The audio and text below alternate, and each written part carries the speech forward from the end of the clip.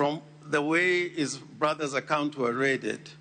That was continued to the time when All Life Guidance was acquired for a sale by proxy of 412 million shillings. He bought property in Nyeri, the outspan and treetops for an amount exceeding 800 million shillings. And we're saying part of that money was not money coming from him, and evidence will show that he was raiding monies that truly belonged to the estate of his late brother to acquire property.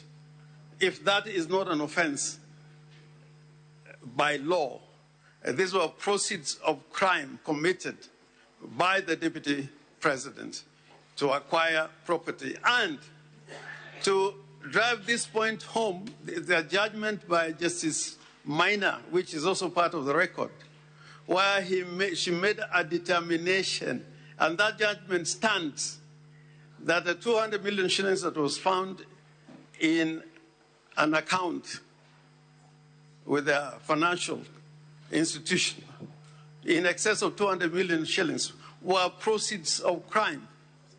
And that 200 million shillings, again, the documentation here, if you look at it and we'll show it in evidence, was the same money that was used to acquire treetops and abadeas as part of the money that his sons were able to use to acquire those properties.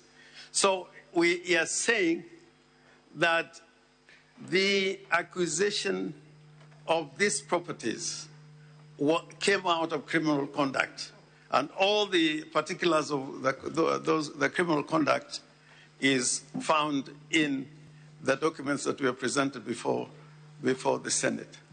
Now, Mr. Speaker, I think that it is critical that we look at the authority of the office of the Deputy President vis-a-vis that of the President, the doctrine of collective responsibility.